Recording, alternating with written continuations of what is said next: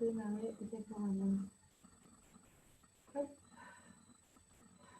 Voilà, donc ce soir, nous allons parler d'un sujet d'été, à savoir le soleil, ami ou ennemi. La réponse est oui, les deux. Car le soleil, il est indispensable à la vie, il a toujours été là. Nous avons appris de puiser dans son énergie pour vivre, mais de l'autre côté, il peut être également très toxique et très dangereux. Et au cours de l'évolution, il y a des stratégies de protection qui se sont développées pour éviter justement ces effets néfastes. Alors, à l'origine de la vie, donc, il y a 15 milliards d'années, il y avait un Big Bang qui signe le début de l'univers. Le Soleil est né il y a 5 milliards d'années, en même temps que la Terre.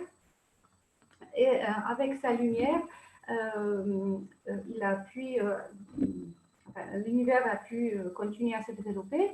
Et sur Terre, il n'y avait pas de vie. Il y a 4 milliards d'années, simplement, les premières molécules organiques sont apparues justement sous l'effet des rayons ionisants du Soleil. On a créé des premières molécules organiques comme les acides aminés à partir de simplement de dioxyde de carbone, du méthane, de l'eau et de l'ammoniac. On a créé 12 acides aminés et petit à petit la vie a pu se développer. Ça a pris quand même des milliards d'années. Les premières bactéries sont arrivées il y a 3 milliards d'années sur Terre et les premières bactéries qui ont bravé la sortie de l'eau, qui ont osé affronter l'extérieur de l'eau, c'était des cyanobactéries parce qu'elles ont appris à utiliser les rayons du soleil, les détourner à leur avantage. Et comme conséquence, on a pu avoir de l'oxygène. Et ainsi, la vie a pu se développer. La couche d'ozone s'était formée. Il y a 700 millions d'années, donc, je ne vois rien. Oups. Voilà, 500 millions d'années, les premiers végétaux ont pu apparaître et toute la vie a pu se développer par la suite. L'homme est apparu sur Terre seulement il y a 5 millions d'années, à la fin donc de cette spirale évolutive que nous avons vue à la fin. Il a vécu tout le temps sur Terre, donc au contact avec le soleil, les 4 saisons. Donc la peau a perdu de la pilosité justement pour évacuer de la chaleur. Et la pigmentation de la peau est apparue il y a 200 000 ans seulement. Puis les migrations des peuples ont commencé vers le nord et vers le sud, donc, et la peau s'était éclaircie et on s'est rendu compte que finalement cette pigmentation de la peau était protectrice. Seulement, récemment, il n'y a pas très longtemps, il y a une nouvelle théorie qui expliquerait pourquoi alors les premiers hommes, il y a 5 millions d'années, avaient la peau foncée. En fait, c'est un mécanisme de protection contre les rayons ionisants pour préserver la fertilité. Parce que les rayons ionisants inactivent la forme active de la vitamine B9 qui est essentielle pour les cellules en division, donc pour la reproduction, pour le développement du fœtus, pour la réparation de l'ADN, pour l'expression des gènes. Donc si le soleil altérait la forme active de cette vitamine qui est essentielle à la vie, eh bien, il fallait protéger justement en développant une couche protectrice. Donc la peau foncée était ce bouclier. Et au fil donc d'évolution, les peuples qui ont migré vers le nord, il y avait de moins en moins d'ensoleillement, donc il n'y avait pas besoin d'avoir autant de protection contre les rayons ionisants néfastes. Et la peau des peuples a blanchi. Donc actuellement, nous pouvons distinguer 6 types de peau, de la plus claire, celle des Irlandais, qui ont très très peu de mélanine, qui est le colorant, donc qui donne peau foncée. Ensuite, il y a peau claire des blondes. Il y a le type 3 qui est à peu près au niveau d'Espagne et de peuple méditerranéen. Ensuite, il y a la couleur olive, couleur marron et couleur foncée. Ça, c'est les peuples qui vivaient au niveau autour de l'équateur. Et en fait, c'est les rayons ionisants. Donc, comme la Terre est inclinée, vous voyez qu'autour, au milieu de la Terre, en Afrique, les rayons ionisants tombent sur Terre en fait à 90 degrés. Donc, ça, c'est l'exposition maximum.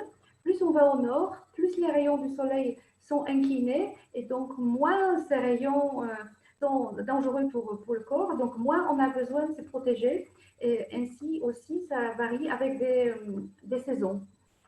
C'est pour ça, pour avoir donc le maximum de l'exposition aux rayons solaires qui sont quand même nécessaires à la vie, donc nous avons développé en fonction de l'habitat des adaptations pour permettre de puiser dans l'énergie du soleil au maximum sans avoir des effets néfastes. Donc la lumière du soleil, c'est quoi? Donc il n'y a pas que la lumière blanche que nous apercevons. Ça, c'est juste la partie visible du spectre du soleil. Tout ce qui nous arrive sur Terre, donc ce sont des radiations ionisantes.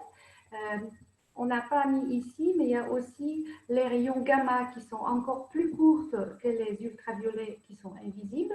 Et après, donc la longueur d'onde augmente jusqu'à les infrarouges, qui sont également les rayons qui ne sont pas visibles, qui font juste réchauffer la peau. Et cet effet chauffant de la peau est protecteur pour éviter justement l'exposition trop longue au soleil.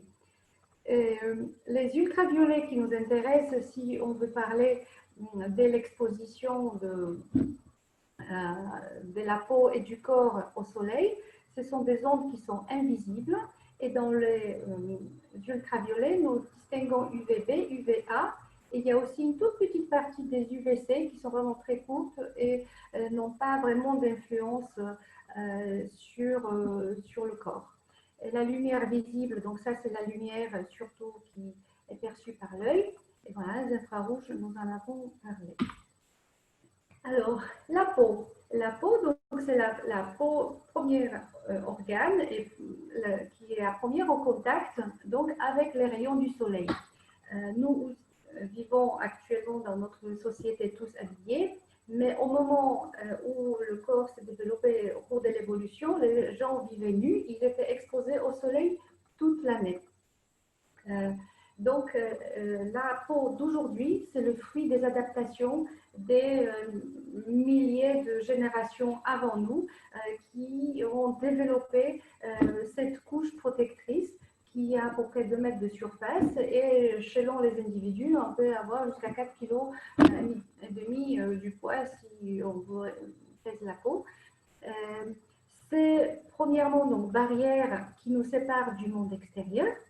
C'est une barrière mécanique de protéger du froid, du chaud, de l'eau et aussi des UV qui sont toxiques pour le corps, donc c'est un bouclier protecteur.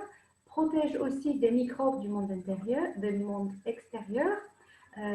Permet la régulation de la température pour ne pas refroidir les organes internes ou au contraire de dissiper la chaleur. Respire, oui, à travers les pores. Et aussi nous permet le contact avec le monde extérieur à travers les terminaisons nerveuses qui se trouvent dans la peau, donc pour le sens du toucher, de la douleur. Tout ça, c'est finalement, c'est pas juste une couche plastique qui sert à rien. C'est très important. Donc, dans la peau, traditionnellement, donc, on distingue 3 couches, épiderme, le derme et l'hypoderme. Donc, ce qui nous intéresse pour la protection du soleil, c'est la couche épiderme, dans lequel, donc la couche basale, où se trouvent donc les kératonocytes qui font donc forment l'épiderme. Et aussi, on voit en couche foncée ici, ce sont les kératinocytes, ceux qui font donc la protection de la peau, qui font la couleur de la peau. Donc, dans le derme, ensuite, nous voyons les cheveux implantés avec le bulbe. Le muscle auriculateur qui fait dresser les cheveux, c'est un des plus petits muscles du corps. Voilà. Nous voyons qu'il y a les capillaires qui viennent irriguer le bulbe des cheveux pour favoriser sa nutrition, pour une meilleure croissance. Il y a les glandes sébacées qui font sécréter du sébum pour protéger la peau. Aussi les glandes sudoripares, voilà, ici, qui à travers ensuite les pores, on va évacuer l'eau sous forme de transpiration. Et puis dans l'hypoderme se trouve aussi la couche protectrice du gras. Donc soit c'est le stockage de réserve de l'énergie ou aussi protéger du froid. Donc quand on vient à l'épiderme, ce qui nous intéresse aujourd'hui, c'est la protection contre le soleil. Donc protection contre le soleil, ce sont des mélanocytes. Ce sont les cellules qui sont implantées sur la couche basale entre les kératinocytes. Il y a environ 10% seulement des mélanocytes, donc 1 sur 10 sur la couche basale. Et ils ont plein de ramifications qui se faufilent donc, dans la couche de l'épiderme, remplie de mélanine. Ils fusionnent avec les kératinocytes, ils leur transfèrent leur colorant, donc mélanine, pour former une couche protectrice. Si on a une exposition au soleil régulière, toutes les couches, toutes les cellules, toutes les couches de l'épiderme sont remplies de cette mélanine protectrice et au final, ça nous donne un teint bronzé. Mais en fait, c'est le bronzage pour nous, pour les gens, pour nos ancêtres, c'était quelque chose de normal, naturel, c'était une protection de la peau. Alors, comment ça se fait que la mélanine se forme? Alors, c'est un procédé très sophistiqué. À savoir, à l'époque, les gens vivaient donc dans un environnement optimal, plein de fruits et légumes. Il n'y avait pas de stress, ils avaient vraiment l'abondance de nutriments essentiels à la vie, à ce point même que nous, les humains, nous avons perdu la capacité de synthétiser la vitamine C, puisqu'il y en avait tellement dans l'environnement qu'on a économisé la synthèse de vitamine C puisqu'elle est fournie dans l'alimentation pour consacrer cette part d'énergie sur autre chose. Alors la mélanine est sécrétée, donc on a utilisé justement l'effet toxique du soleil pour le retourner à notre avantage. Donc sous l'effet ionisant, donc les UVA du soleil, ça crée un stress oxydatif, ça abîme l'ADN du noyau des mélanocytes. Alors, il y a les mécanismes de réparation qui sont mis en place. Alors, ce signaling, si vraiment les cellules ont été trop agressées par le soleil, elles se meurent pour protéger le reste de l'organisme. Ou, au contraire, ça déclenche la réparation de l'ADN et en même temps la stimulation du gène des mélanines qui s'active, qui synthétise davantage de mélanine pour créer la couche protectrice. Et ça, c'est très rapide. En quelques jours, on peut avoir la mélanine protectrice. Ensuite, donc, il y a un autre mécanisme également, sous l'effet du soleil, déjà il y a la mélanine qui est déjà prête, les précurseurs, qui simplement polymérisent pour faire la mélanine définitive, qui migre ensuite vers le haut de l'épiderme pour le partager avec les kératinocytes. Donc, quand on est au contact avec les UV, c'est les 95% des UV, c'est les UVA, sont les ondes qui sont plus longues, donc elles pénètrent plus longtemps, plus profondément dans la peau.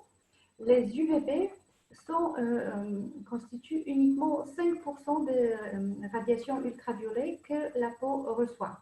Donc, au contact des UVB, c'est la mélanine immédiate qui est sécrétée et les UVA qui créent donc, les dégâts au niveau du noyau. Ça met plus du temps pour relancer la synthèse de mélanine. Mais on a déjà une petite réserve de mélanine toujours toute prête. Dès que les premiers rayons arrivent, eh bien, on peut déjà relarguer cette réserve en attendant que la fabrication suit derrière. Et donc, sous effet de cette radiation, les effets néfastes, si on n'a pas assez de boucliers protecteurs sous forme de mélanine ou des antioxydants derrière qui absorbent les radicaux libres que ces radiations ont provoqués, donc on risque quoi? Donc si c'est l'exposition à des UVB, on peut avoir un coup de soleil si on était exposé trop longtemps au soleil. Bon, bronzage, ce n'est pas un effet néfaste, bon, c'est un effet du soleil. Plutôt esthétique aujourd'hui, mais ça peut provoquer à la longue, si ce n'est pas équilibré et l'organisme manque de nutriments derrière, ça peut provoquer des cancers cutanés. C'est les cancers de la peau, le spinocellulaire ou basocellulaire, qui en soi ne sont pas très graves, on s'y soigne très bien par la chirurgie, mais malheureusement sont provoqués par l'excès du soleil mal géré, par le stress provoqué par le soleil mal géré, et essentiel aussi donc la synthèse de la vitamine A. C'est pour ça l'exposition au soleil par le corps humain est nécessaire. Donc les UVA qui pénètrent plus longtemps, plus profondément dans la peau, vont provoquer ce qu'on appelle les vieillissements cutanés accélérés, prématurés. Il provoque ça pourquoi? Parce que dans l'hypoderme, vous voyez tout ça, ce sont les fibres de collagène, d'accord, qui sont agressées par les rayons ultraviolets. Et donc les radicaux libres provoqués par ces radiations font que la peau vieillit plus vite et elle est ridée plus vite. On dit qu'elle s'effare. Et on peut avoir également des cancers de peau. Il y a quelqu'un qui a mis son micro, Monsieur Kevin, vous pouvez le brancher. Et provoquer également des cancers de peau. Bien. Allô? J'ai perdu un micro là-bas.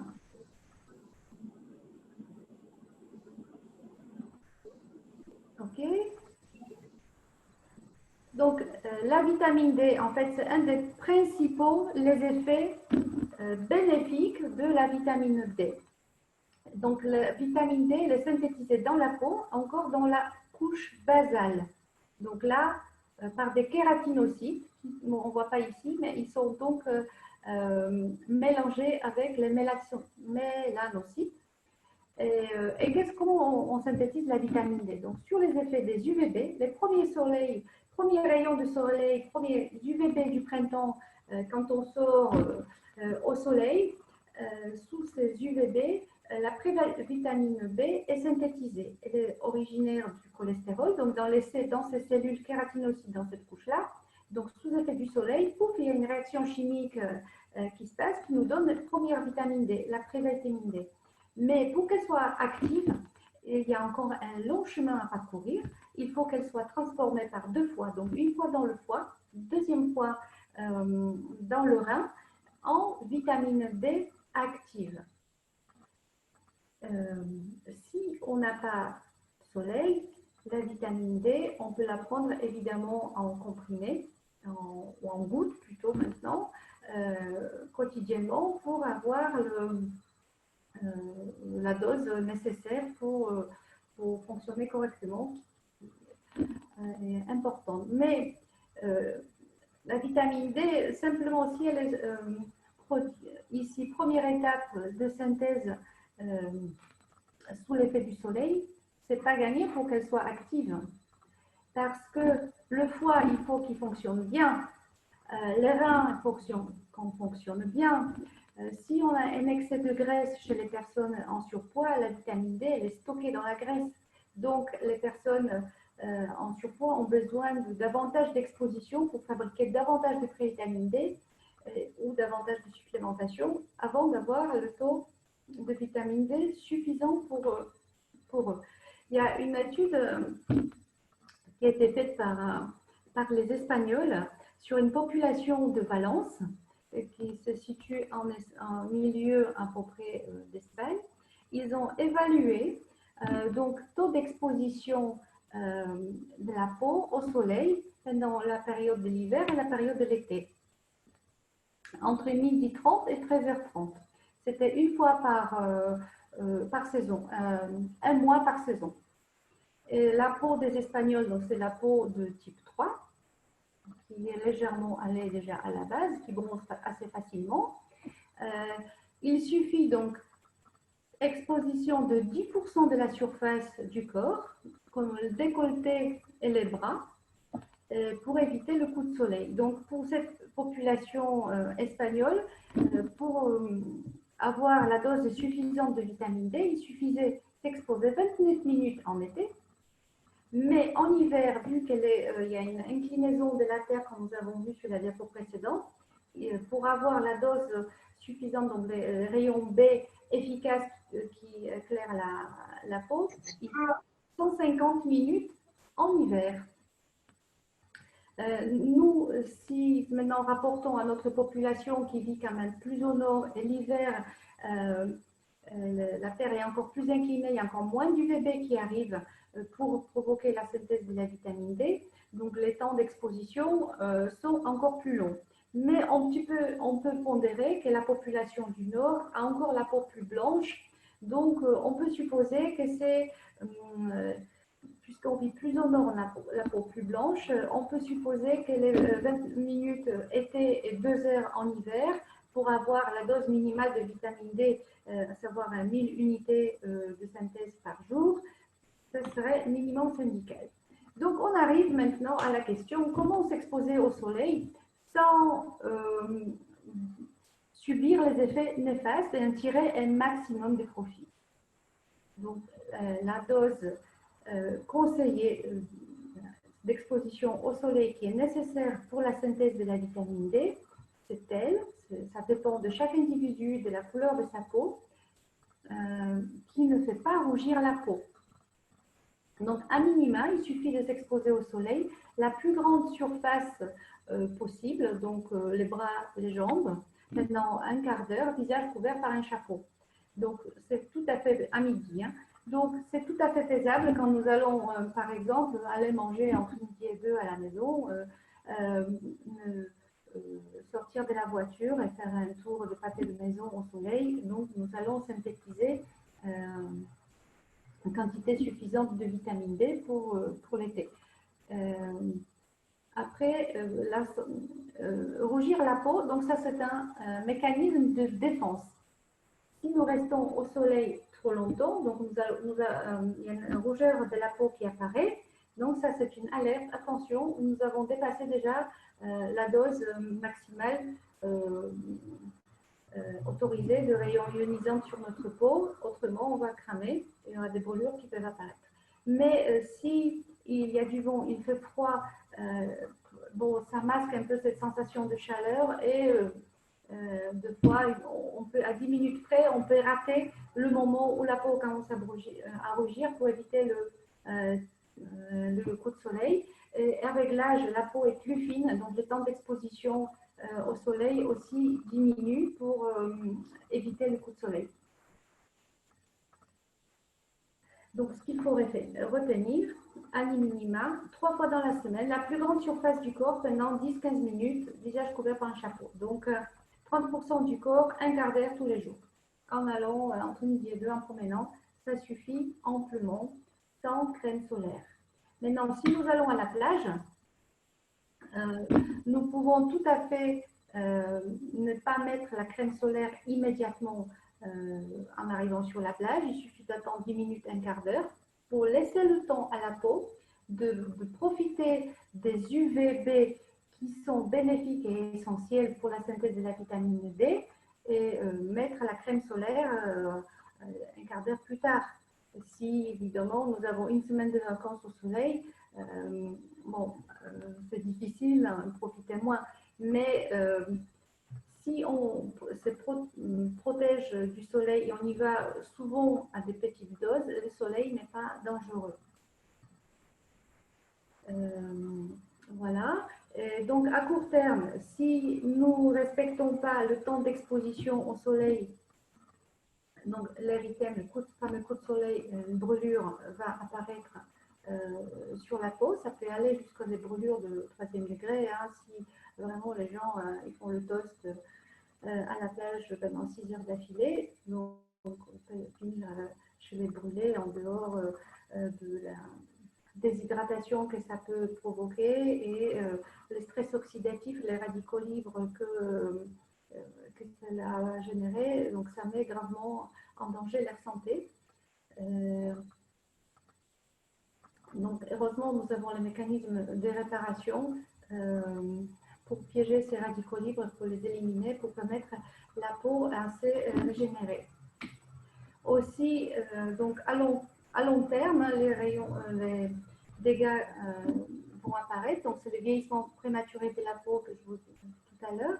Donc, la dégénération du collagène par des radicaux libres, lésions au niveau de l'ADN des cellules du derme qui sont stressées. Donc, les ADN, s'il n'est pas réparé, ça peut provoquer des inflammations et un cancer à la longue. Et puis, donc, les protéines du collagène qui ne sont pas suffisamment régénérées par les antioxydants derrière, ça dégénère sa structure et forcément, la peau se porte moins bien. Les facteurs qui sont aggravants, le vieillissement de la peau en dehors du soleil, les grands que vous connaissez tous, c'est le tabac, parce qu'il diminue la quantité d'antioxydants réparateurs disponibles pour la peau, alimentation trop grasse, fast-food, et l'alcool. Ça, vraiment, la peau n'aime pas ça. Donc, maintenant, si on met en balance les bénéfices et les risques du soleil, donc si nous protégeons correctement donc, des effets néfastes du soleil, nous pouvons tirer un maximum des bénéfices sans subir les conséquences. Donc, les bénéfices, c'est quoi? La vitamine D est essentielle pour la synthèse de la vitamine D. C'est bon pour le moral. Tout le monde le sait que quand il pleut pendant 3 jours, eh ben, on a le moral moins bon et on a moins envie de sourire aux gens, on a moins envie d'aller vers les autres. Et l'hiver, quand il n'y a pas beaucoup de soleil, c'est bien connu pour certaines personnes qui sont ultra sensibles, la dépression saisonnière. Ils attendent le printemps avec la journée qui s'allonge, qu'il y a davantage du soleil qui apparaît, comme c'est très difficile pour eux de vivre l'hiver. Et certaines maladies de la peau ont besoin du soleil pour s'améliorer, justement, parce que les effets des UV font diminuer les manifestations inflammatoires. C'est paradoxal, mais c'est comme ça. Donc, l'acné, le psoriasis, c'est connu que sous l'effet du soleil, s'améliore. Donc, mais si nous respectons pas le temps d'exposition individuelle sans danger, donc sans rougir la peau, ou passons les journées trop longues au soleil où il y a trop d'UV, malgré la crème solaire qui traverse la peau parce que il n'arrête pas complètement tous les UV, mais avec la crème, nous croyons que nous pouvons rester au soleil plus longtemps. Et bien, les UVA arrivent quand même à passer la peau exposée plus longtemps à ces UV qui peuvent quand même, au bout de compte, être néfastes. Donc, nous pouvons avoir un certain cancer de peau qui peut apparaître. Les allergies au soleil, ça arrive aussi. Hein, si le système immunitaire est trop sensible, il détecte les cellules abîmées justement par le stress provoqué par le soleil. Et le vieillissement cutané, donc avec apparition des rides prématurées. Voilà, maintenant si on passe aux yeux, après la peau, qui sont les suivants être concernés par les rayons du soleil. Et, pour les yeux, le soleil est indispensable, mais nous ne pouvons pas regarder le soleil droit comme ça, sans protection solaire. Donc, les peuples qui sont du nord, qui finalement, ils ont le soleil quelques mois dans l'année, mais avec la réverbération liée en plus à la neige, ils ont développé quand même les mécanismes protecteurs supplémentaires, à savoir par exemple les lunettes en corne ou en os de baleine pour se protéger de ces rayons de soleil néfastes. Ils ont bien compris que si ils ne faisaient pas ça, le soleil était toxique pour les yeux. Donc, la fonction de l'œil, la première, donc c'est la vision, hein, c'est un organe de la vision. Il nous permet de voir la lumière, l'analyser. Il nous permet d'interagir avec l'environnement. Donc, nous pouvons distinguer, voir la nuit, voir en noir et blanc. Et la vision des couleurs, c'est la vision du jour. Et ça dépend donc des rayons du soleil que notre œil perçoit. Aussi, grâce à la lumière qui pénètre nos yeux, les rythmes du soleil, de veille et sommeil ont pu se développer, donc, qui conditionnent notre horloge biologique. C'est la glande pinéale qui est seul organe dans notre corps qui n'est pas en double, en fond, à la base de notre crâne, qui est le chef d'orchestre de synchronisation circadienne, donc du rythme jour-nuit, et qui donc ordonne à tous les autres hormones qui sont les messagers pour le fonctionnement de notre organisme pour être synchro. Et il y en a qui s'activent la nuit, il y en a qui s'activent le jour, et ça nous permet de maintenir toutes nos fonctions vitales optimales. Et le soleil, donc, comme je vous ai dit, ça inclut le comportement, comme la dépression saisonnière, la tristesse, l'agressivité par manque de soleil. C'est bien connu que les gens du Sud sont plus joviaux, plus sympathiques, plus avenants, parce que simplement, c'est le bonheur du soleil. À Marseille, au bout de 3 jours sans le soleil, moitié de la population déprime. Et nous attendons le soleil avec l'impatience et les gens retrouvent le soleil, le sourire dès que les nuages disparaissent du ciel. Alors, comment l'œil perçoit le soleil? Donc, le spectre du soleil, donc c'est le même que sur la peau. Donc, la part des UV comme alors qu'est-ce que je voulais dire, l'œil est traversé en fait par les UV qui ne sont pas arrêtés comme sur la peau. Ils pénètrent au fond de l'œil à travers tout l'organe jusqu'à la rétine. Dans le spectre du soleil, donc c'est les faisceaux lumineux visibles qui fait la lumière blanche, qui est en fait un spectre de tout un arc-en-ciel de différentes ondes qui donnent ces couleurs. C'est la lumière bleu-violet qui arrive à la rétine pour former l'image. D'accord?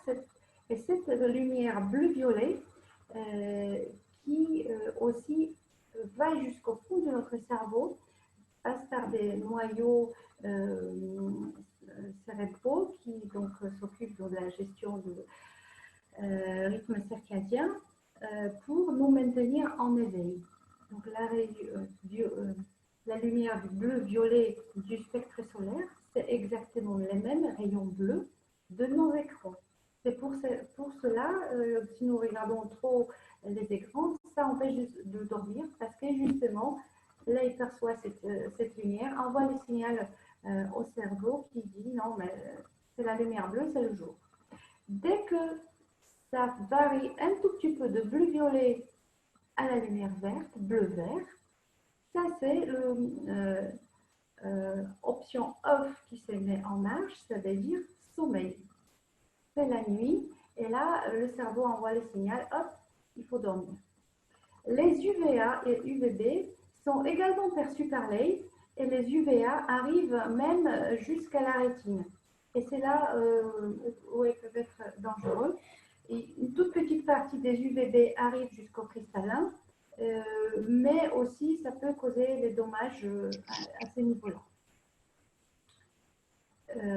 Vous voyez qu'il y a ici à la couche d'ozone. Donc c'est aussi une protection qui a été créée par les premiers organismes primitifs vivants, qui a permis donc création d'une bulle protectrice contre les rayonnements ionisants de l'univers du Soleil, qui pourraient être toxiques pour la vie sur Terre. Mais certaines ondes passent cette couche d'ozone et comme ça notre œil peut les percevoir pour en tirer un maximum de profit, donc voir. Mais attention, ça peut être toxique. Donc l'œil, comment pour comprendre le mécanisme de la vision grâce au soleil, je vous rappelle donc un peu l'anatomie. Donc la lumière arrive dans l'œil, passe par la cornée, ici la pupille qui est le trou noir dans notre iris. Le cristallin focalise la lumière pour que le faisceau lumineux tombe pile poil au fond de l'œil, au niveau de la macula. Ici, c'est la fovea, c'est encore plus petit que la macula. D'accord? Après, il y a la lumière vitrée, tout ça qui est fait pour maintenir l'œil en forme ronde, sous tension, qu'il garde sa forme ronde. Et il y a le nerf optique qui évacue les stimulations nerveuses qui arrivent à l'œil. Donc, la couche qui est ici la plus profonde, qui tapisse l'œil là derrière, au fond, c'est la rétine, sur laquelle se trouvent les photorécepteurs qui captent la lumière, qui la transforment en image. C'est fabuleux. Comme organe, comme trouvaille, on n'a pas réussi à faire encore mieux que la nature. Donc la rétine, c'est une couche extrêmement sophistiquée. Vous voyez, il y a plusieurs couches, sous-couches, qui est faite uniquement des cellules nerveuses qui transmettent le message capté par les cônes et les bâtonnets pour nous donner une image à la fin. Donc les cônes et les bâtonnets plongent dans une couche qui s'appelle épithélium, qui les nourrit, qui les protège et qui les préserve de la dégénérescence. Donc c'est cette petite couche toute minuscule d'une seule couche de cellules, elle se trouve vraiment le plus profond, le plus loin de l'œil, d'accord, le plus à l'extérieur. Donc là, si on regarde maintenant dans l'œil, quand on regarde les ophtalmologues pour voir le fond de l'œil, nous voyons ici dans cette rétine qui est de couleur jaune orangé, qui est provoquée par les colorants qui nourrissent justement l'œil, sont responsables de la vision. Donc la vision périphérique et la vision centrale. La vision, donc, quand l'image est concentrée par le cristallin pour tomber pile poil sur la rétine, elle tombe sur la macula. C'est la couche la plus sensible pour avoir la vision nette. Le reste, c'est la vision périphérique. On voit à peu près à 1/10. Ici, on voit à 10 sur 10. Et on voit les vaisseaux sanguins qui nourrissent donc la rétine. Et donc la vision centrale se fait ici au niveau de la macula. Il n'y a pas de vaisseau sanguin. Et ici, c'est la tache aveugle. Ça veut dire même si la lumière tombe dessus, il n'y a pas de photorécepteur parce que c'est juste la tache par laquelle le nerf optique évacue le signal et par laquelle les vaisseaux sanguins passent également. Donc ça, c'est la rétine saine. Donc sur cette rétine, nous avons les fameux photorécepteurs Donc la macula, c'est là où il y a le plus de concentré de cônes et de bâtonnets, surtout des cônes qui sont de 3 couleurs différentes, bleu, vert et rouge. Ça dépend de la longueur d'onde du spectre du soleil dans lequel elles sont sensibles. Donc, cette tâche qui est la plus importante, qui celle qui fait que nous voyons les couleurs de façon nette, elle a à peu près 5 mm de diamètre. Et dans cette tâche, il y a encore une plus petite tâche qui s'appelle fovea, qui a 1,5 mm. Et il y a encore la plus petite tâche qui s'appelle foveola, qui est faite uniquement des cônes. Il n'y a aucun bâtonnet dedans, il n'y a pas de couche intermédiaire. Et ça, c'est vraiment l'endroit le plus précis pour percevoir l'image en couleur. Et vous voyez, elle a un diamètre de 0,35 mm. C'est minuscule. Et c'est ça qui fait notre vie. Donc, c'est extrêmement précieux pour que cette toute petite foveola de 0,35 mm puisse avoir un environnement nutritionnel optimal pour nous garantir la vision la meilleure possible. Donc les bâtonnets se trouvent plutôt en périphérie, qui sont responsables de la vision nocturne grâce à un colorant, une protéine qui s'appelle rhodopsine, qui est directement dépendante de la vitamine A et aussi de lutéine, notre colorant. C'est pour ça que nous avons cette coloration jaune. Et les cônes, les 3 couleurs, sont responsables de la vision diurne. Ils sont un peu moins nombreux, mais sur la macula foveola, c'est uniquement les cônes de 3 couleurs. Et ce qui est intéressant aussi, c'est qu'il n'y a que des rouges et verts. Les bleus sont à environ 2% au niveau de la foveola. Donc c'est un mécanisme extrêmement sophistiqué. Donc si une image traverse l'œil sous l'influence du soleil, tombe sur la macula, est évacuée par le cerveau qui transforme l'image pour que nous puissions voir la même chose que notre œil perçoit. C'est fabuleux. Fabuleux, la sophistication du système, mais aussi il est primordial pour le préserver, cet outil que nous avons, cet organe qui nous permet de voir et de nous réjouir du monde qui nous entoure. La vision des couleurs, ça c'est vraiment l'acquisition la plus récente dans l'évolution. Nous distinguons des primates par cette capacité. C'est génétiquement programmé qu'au cours de l'évolution, c'est lié au chromosome X, la synthèse de la protéine qui s'appelle opsine, qui est sensible à la lumière rouge du spectre, cette longueur du spectre qui est responsable de la vision rouge.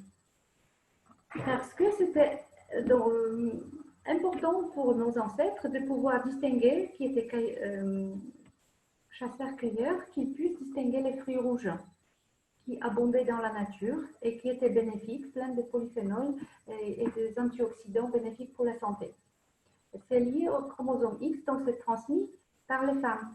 C'est pour ça peut-être les femmes ont une sensibilité de la vision de couleurs plus importante que les hommes, et certaines encore plus, parce que si elles ont hérité de 2 heures sur le chromosome X de maman et de papa, 2 allèles pour cette gène, une partie des femmes, sans se rendre compte, eh bien, elles voient encore plus de nuances du rouge, même orange, que la majorité de la population ne peut pas le voir.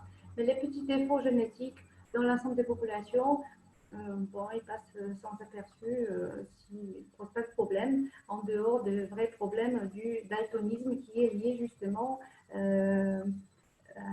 génétiquement programmés pour ne pas avoir de gêne pour la vision de couleur, pour pouvoir distinguer le vert du rouge. OK. Alors, quand le soleil tombe sur l'œil, peut être gravissime. Nous ne pouvons pas regarder le soleil sans protection. Vous avez vu le Inuit tout à l'heure, il mettait les lunettes de soleil protecteurs malgré les adaptations déjà de l'évolution pour protéger ses yeux. En 2 secondes, la température sur la rétine peut monter de 50 degrés et peut provoquer une brûlure qui est irréversible. 5 mm de macula, si elle perçoit donc les UV qui traversent l'œil parce qu'on a regardé l'éclipse du soleil sans protection, voilà, qu'est-ce que ça peut donner? C'est une brûlure définitive. Donc, pratiquement dans le champ de vision, on va voir une tache noire qui ne partira plus jamais. Voilà. Donc, l'œil, il y a les avantages évidemment du soleil, mais pour profiter au maximum de notre organe de vision, il faut quand même faire attention. Si nous exposons au soleil trop fort ou de façon trop intense, donc les effets immédiats, ça peut être une photokératite qui est connue aussi sous ophtalmie des neiges. Ça peut provoquer une rougeur, une brûlure et une douleur, mais bon, ça passe en général sans problème avec les gouttes d'ophtalmo, un peu de repos et évidemment lumière noire. Peut avoir une conjonctivite, les brûlures de la rétine, comme nous avons vu tout à l'heure. Et qui peut être plus embêtant, c'est les effets prolongés à long terme qui s'installent de façon insidieuse et invisible. Si nous exposons au soleil sans protection, donc attention aux enfants, hein, souvent on peut les voir dans la rue en poussette, les yeux comme ça dans le soleil ou le petit sur la plage sans protection, ça peut être pour eux préjudiciable au long cours, faire une cataracte précoce, disant plutôt que par exemple l'âge moyen c'est 70 ans, donc ça peut arriver plus tôt. Et la dégénérescence de la rétine qui apparaît parce que ça crée du stress. Et il faut vraiment fournir beaucoup de nutriments pour compenser de ce stress. Et les capacités de récupération ne sont pas compensées. Et bien, la fameuse DMLA, la macula, comme certains disent, apparaissent et nous n'avons plus de vision nette, floue, et nous perdons donc de l'acuité visuelle. Maintenant, on le sait que les fruits et légumes favorisant cette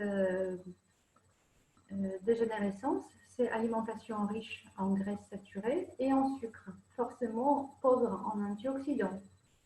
Pour préserver l'œil au maximum, ben, il faut avoir une alimentation en fruits et légumes oméga 3. Et ben, ça, à peu près, la diète méditerranéenne. Je vous ai déjà parlé la dernière fois. Et bien alors, quels sont les amis du soleil? Indispensables, fruits et légumes de saison, frais, bio de préférence, pour qu'ils soient maximum équipés en polyphénol protecteur. Vitamine C, et les polyphénols qui nous intéressent ici pour la peau et pour les yeux, ce sont les carotinoïdes. Également des bonnes graisses sous forme d'huile d'olive ou de noix. Ben, la diète méditerranéenne, encore une fois, c'est le modèle alimentaire idéal. Donc, dans les caroténoïdes, il y a 4 grands caroténoïdes qui sont intéressants ici. On a bêta-carotène, lycopène, lutéine et zéaxanthine. Ce sont des aliments à couleur rouge, jaune, orangé qui favorisent la synthèse de mélanine. D'accord? Donc, patates douces, carottes, mangue, orange, abricot. Mais on peut les trouver également dans certains légumes à feuilles, comme les herbes aromatiques. Le lycopène, donc ça c'est le grand antioxydant de la tomate. le plus abondant dans notre alimentation, qui donne la couleur rouge aux aliments. Il y avait une étude qui a été menée par des Espagnols également, et on s'est aperçu que en prenant de lycopène pendant 10 semaines, on pourrait diminuer les coups de soleil de 40%. Mais pour avoir un effet bénéfique de lycopène, il faut en consommer tous les jours. Et c'est pas à partir du jour où on part en vacances, il faudrait commencer, vous voyez, 10 semaines avant pour que la peau en soit saturée et pour qu'on puisse avoir ce vrai effet bénéfique. Là, il y a une petite coupelle avec la sauce tomate, puisque le lycopène des tomates est mieux assimilé par l'organisme si les tomates sont cuites et beaucoup plus biodisponibles. Le bêta-carotène, des carottes de façon traditionnelle, mais également, vous voyez, il y a beaucoup de légumes à feuilles vertes qui en contiennent, donc comme les épinards, le pissenlit, le persil, les blettes, le chou chinois. Bêta-carotène, donc c'est un précurseur de la vitamine A, il est mieux absorbé si on le mélange au cours du repas avec la matière grasse comme l'huile d'olive, l'huile de noix. C'est le colorant qui protège les cellules, il nous donne un teint à lait orangé. Bêta-carotène, donc il est indispensable pour les bâtonnets qui sont responsables de la vision diurne et permet de la meilleure régénération donc de la rhodopsine. La lutéine est notre grand caroténoïde qui se trouve dans le jaune d'œuf, donc il y a une couleur jaune, aussi dans l'œillet d'Inde qui maintiennent donc la pigmentation jaune de la macula, et c'est un grand piégeur des radicaux libres. Mais il ne faut pas oublier que bien que c'est un pigment jaune, on le trouve quand même dans les légumes verts parce que simplement il filtre la lumière. Le dernier, c'est la zéaxanthine avec la lutéine. Ce sont les deux grands colorants de lait, deux grands antioxydants qui piègent les radicaux libres pour permettre la meilleure récupération de la rétine pour qu'elle soit la plus performante possible. Donc, on le trouve où? Donc, bien, encore une fois, dans les légumes verts, bien qu'ils soient colorants jaunes, mais aussi dans les fruits et légumes jaune-orangé et dans le jaune d'œuf.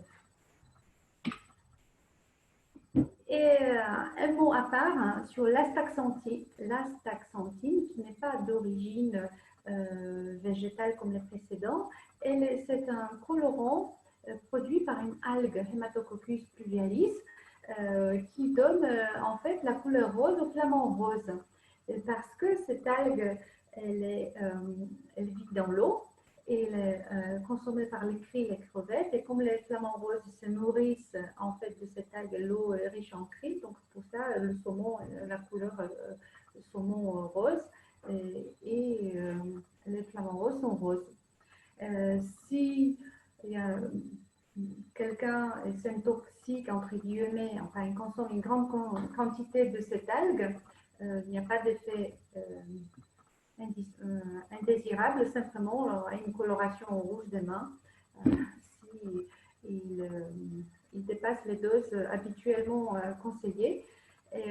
C'est le plus, je pense, antioxydant puissant, piégeur des radicaux libres qui existe. Il est 6 000 fois plus antioxydant que la vitamine C.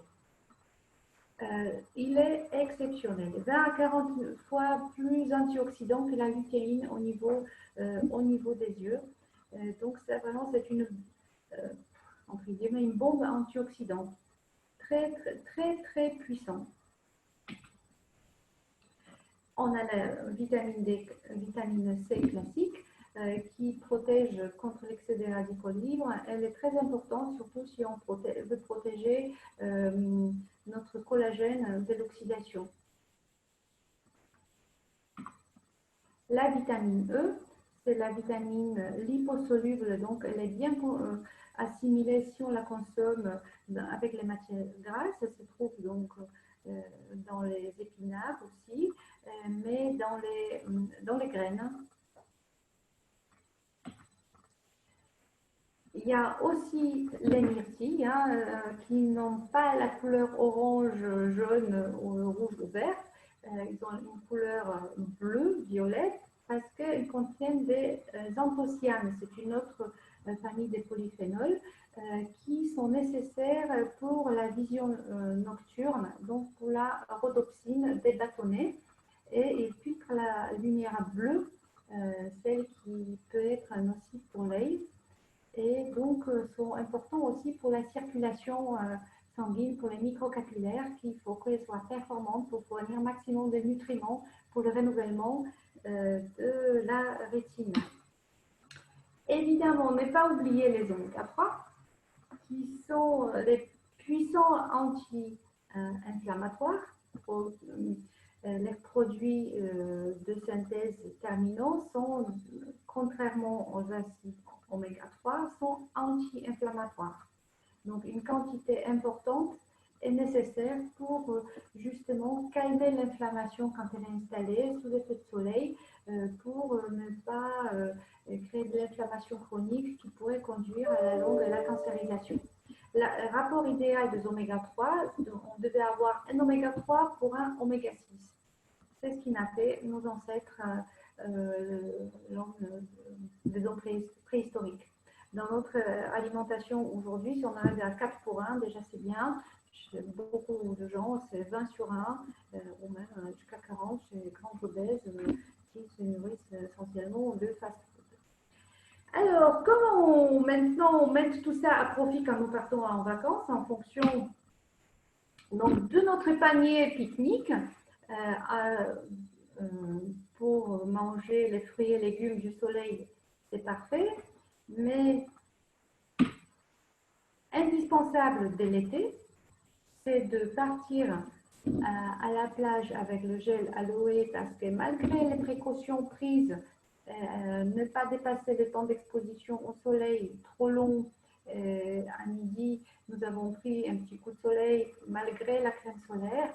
Il y a aloès qui calme très bien les coups de soleil et une action apaisante sur la peau peut diminuer donc cette irritation de façon spectaculaire. Pour la réparation de la peau brûlée par le soleil, nous avons la vitamine C qui par son action antiradicalaire, anti-inflammatoire, donc peut apaiser très bien, aider à la cicatrisation, et le collagène pour la régénération, pour maintenir l'hydratation correcte de la peau. Et si nous allons beaucoup profiter du soleil, protégeons nos yeux par un petit bijou de BioLife qui est Pro-Optical.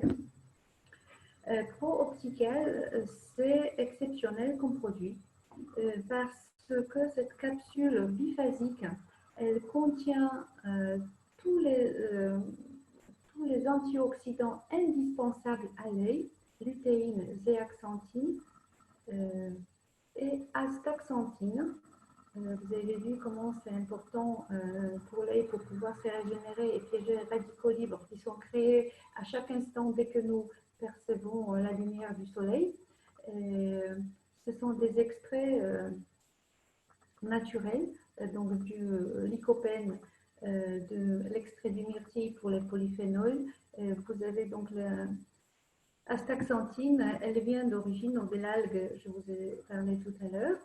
Et l'ensemble fait dans la capsule biphasique, donc la première partie qui s'ouvre dans l'intestin, qui est lipidique, et la deuxième partie, première partie dans l'intestin, la deuxième partie, l'estomac, et la deuxième dans l'intestin, qui permettent donc la meilleure assimilation et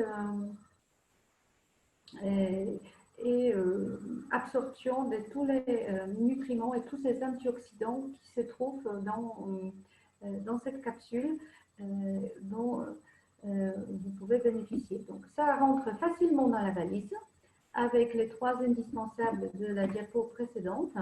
Vous pouvez partir en vacances tranquillement et profiter du soleil attendu depuis longtemps. Je pense que depuis le confinement, nous attendons avec encore plus d'impatience. Ben voilà, merci pour votre attention.